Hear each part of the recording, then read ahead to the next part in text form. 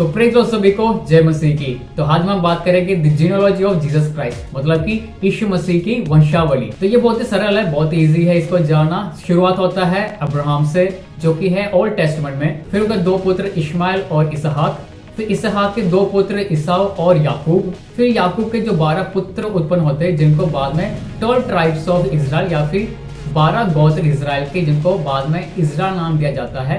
उनमें आते हैं Reuben, Simon, Levi, Dan, Naphtali, Gad, Asher, Issachar, Zebulun, Joseph और बेंजामिन। इन सब को मिलाकर बाद में इजराइल बनता है, जो कि याकूब का नाम बाद में चेंज होकर इजराइल कर दिया था। उनका 12 गोत्र जो बाद में जाके इजराइल बनता है। जहाँ फिर आता है मोसेस की स्टोरी, जहाँ इजराइल सारे इजिप्ट में जाते हैं, मिस्र से वो गुलामी में पड़ जाते हैं और गुलामी से मोसेस के द्वारा, मूसा के द्वारा उनको बाहर निकाला जाता है। और वहां से इजराइल के काफी किंग्स या फिर राजा उत्पन्न होते हैं, जिसमें आते हैं किंग डेविड, सोलोमन और ऐसे काफी इजराइल के काफी राजाएं आते हैं। पर अभी भी एक जो असली राजा था, उनका आना अभी भी बाकी था, जिनका प्रोफेसी ओल्ड टेस्टमेंट से बताया गया है, जिनको मसीहा कहते हैं, जो कि मसाया, आने वाला मसाया है। वो दावीद का पुत्र है।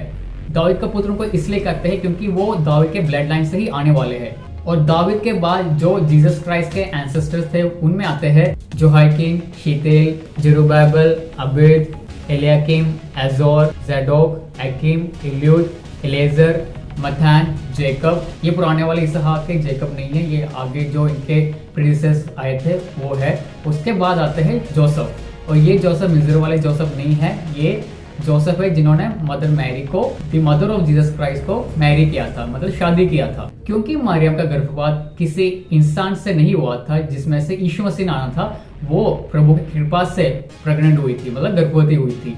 तो जोसेफ को एक एंजल जाके बताया, उनको समझाया कि मरियम बिल्कुल ही पवित्र है और तुम्हें उसका साथ देना चाहिए, क्योंकि इसमें से ही मसीहा आने वाला है।